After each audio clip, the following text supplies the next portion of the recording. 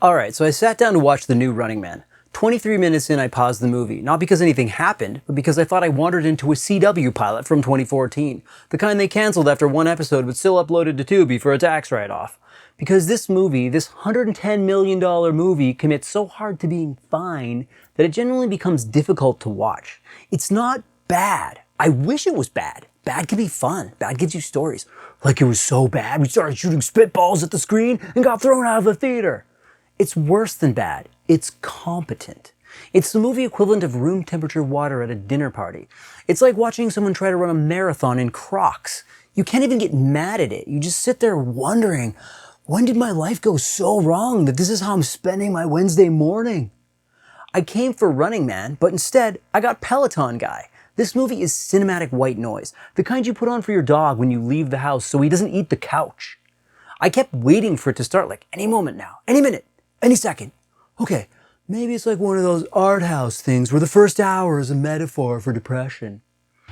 Let's talk about why a $110 million dystopian action movie has the energy of an HR training video about workplace safety.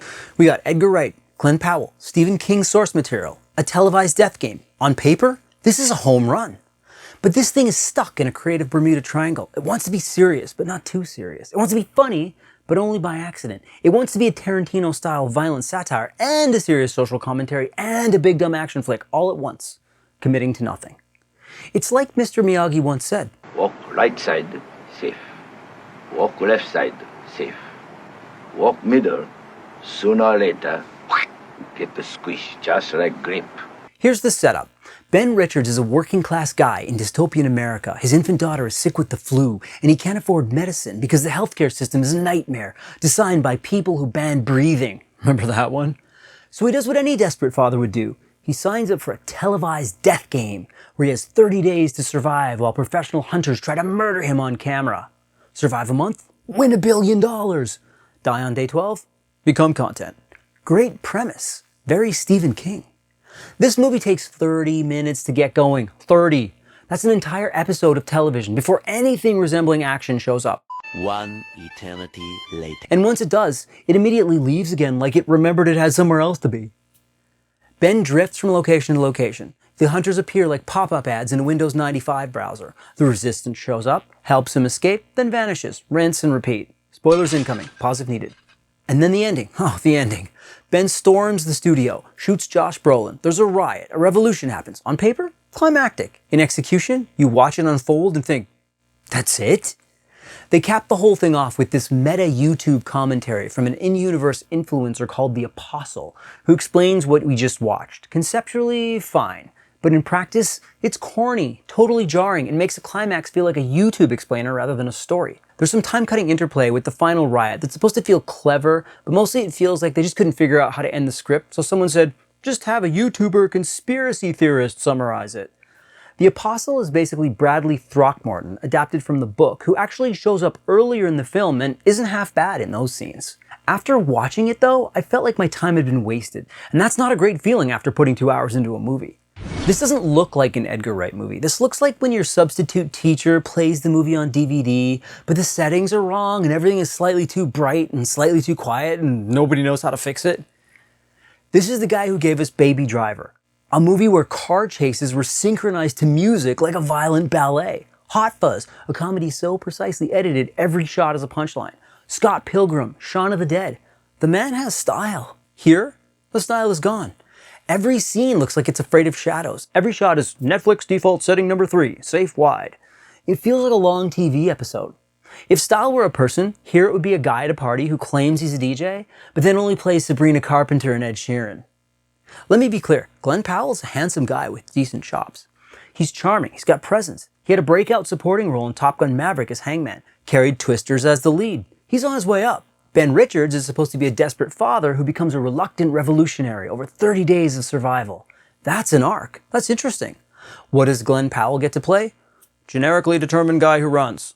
The character has the energy of a man waiting for his Uber Eats order.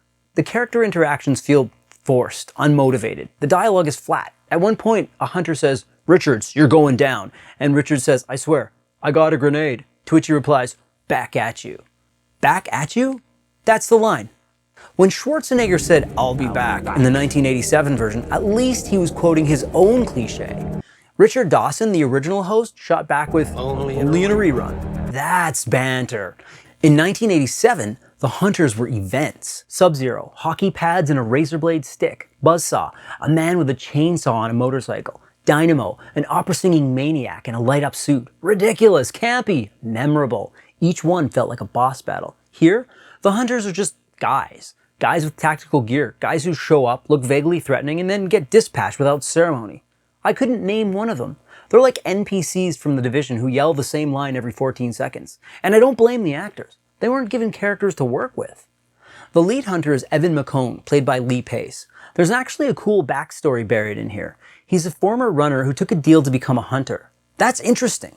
The movie does almost nothing with it. He's vaguely menacing, he shows up, he dies, next. Not everything is a disaster. Let me give credit where credit is due.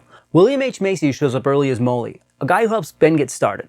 He's his usual self, no surprises, but reliable. Michael Cera shows up like he wandered in from a completely different movie, and somehow he's the only one who remembered to bring personality. He plays Elton Parakis, the paranoid resistance guy whose house is so full of booby traps it looks like Home Alone if Kevin grew up paranoid and subscribed to 8 prepper channels. He and Powell have decent chemistry. There's a moment where he sprays cops with water and they're wearing electric gear, and he yells, "I like my bacon extra crispy!" That's a Schwarzenegger callback. That's the movie this should have been. Daniel Ezra plays Bradley. Yep, that apostle YouTuber guy I was talking about. One of the resistance members Ben meets early on. His scenes in the urban neighborhood, him and his brother navigating the ghetto, those are some of the most watchable parts of the film. There's actually a chemistry there, a sense of something real that the rest of the movie struggles to find. Amelia Jones comes in late as Amelia Williams, a real estate agent Ben takes hostage who realizes the network has been lying to everyone.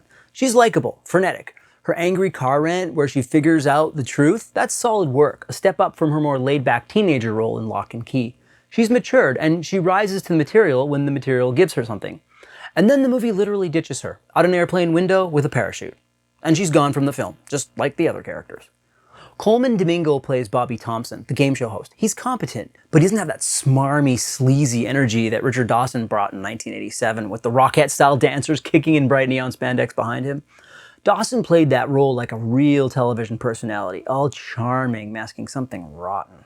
Domingo is fine, though. The 1987 Running Man looked cheap because it was cheap, but it committed. The game show set was gaudy, the audience cheered for blood, the whole thing felt like a fever dream of 80s excess. This version has 10 times the budget and somehow feels more generic. The dystopian America here is strangely lifeless. At one point, Ben jumps into a cab and says something like, "Take me to 13th and Obama." Sure, next street over is probably Beyonce Boulevard and Akon Avenue. World building is fine, but this felt like the movie just poking you in the ribs and saying, "Remember, Obama was the best president." Of course there's a street named after him in a 2025 Hollywood movie. Hipsters in LA probably already named a street Obama in real life. The background characters feel hollow. They change tone arbitrarily. The whole thing has the depth of a cop show episode. Nothing to make you go, wow. There's an early sequence showing the Running Man game show reviewing its contestant types, the different runner archetypes.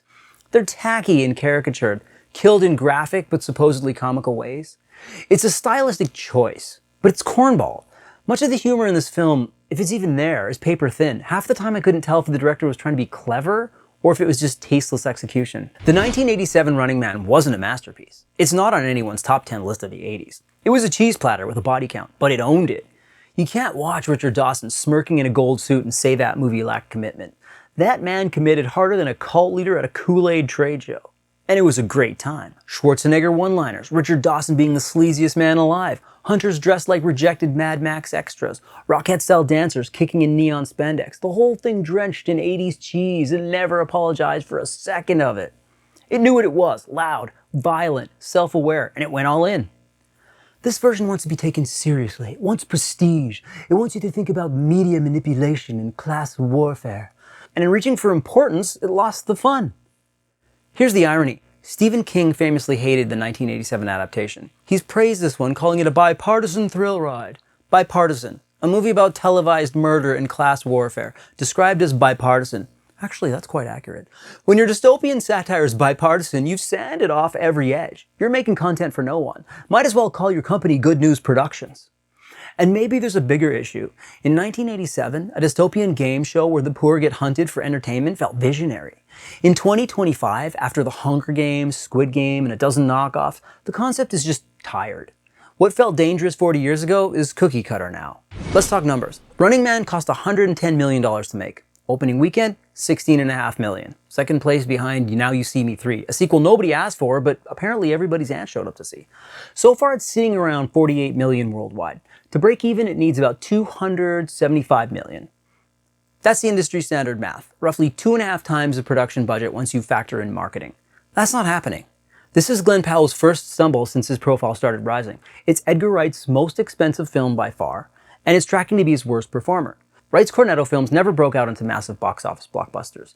The World's End topped out at about $26 million domestically, and the other entries made even less, bringing the trilogy's US total to only around $64 million. But this one was supposed to be his blockbuster moment. So what happened? Part of it is timing. November's been brutal. Now You See Me 3 pulled in big date night energy, and Wicked is already out, eating up event movie traffic.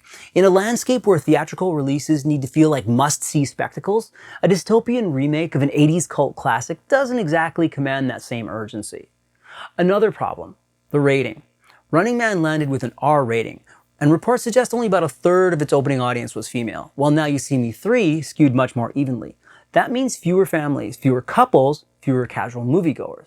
In short, this wasn't the kind of film people were dragging their date or their mom to. But mostly, it's the movie itself. Running Man got a B+ cinema score. Audience didn't hate it, they just didn't love it enough to tell anyone. That's the trap of making something aggressively mid. You don't get passionate defenders, you don't get viral moments. You get people walking out and saying, that was okay, and then never thinking about it again. If you really have nothing better to do with your day, this is an okay watch.